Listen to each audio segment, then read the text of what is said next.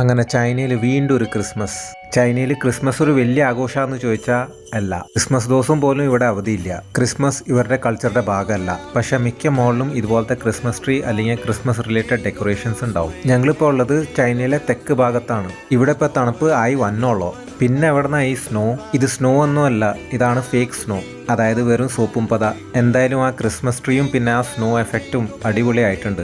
ചൈനയിൽ Christians population ഏകദേശം 5% ഉണ്ടാവും. അവർക്ക് മാത്രമാണ് സെലിബ്രേഷൻസ് കാണുള്ളൂ. ചൈനയിൽ ബാക്കി 95% ആൾക്കാർക്ക് ഇത് വെറും ഒരു ഷോപ്പിംഗ് ഫെസ്റ്റിവലാണ്. ക്രിസ്മസിന്റെ 2 ആഴ്ച മുമ്പ് തന്നെ ഇവിടുത്തെ മോളുകളിൽ ക്രിസ്മസ് ഡെക്കറേഷൻ ആയി വരും. പിന്നെ മിക്ക ഷോപ്പുകളിലും ഡിസ്കൗണ്ട്സ് ഉണ്ടാവും. പിന്നെ ക്രിസ്മസിന്റെ റെലവൻസ് എന്താ, അതെന്തിനാ സെലിബ്രേറ്റ് ചെയ്യണമെന്ന് ആരോടെങ്കിലും ചോദിച്ചാൽ ആർക്കും അതിന്റെ ഉത്തരം അറിയില്ല. ഇവരുടെ മനസ്സിൽ ഇതൊരു വെസ്റ്റേൺ സെലിബ്രേഷൻ മാത്രമാണ്.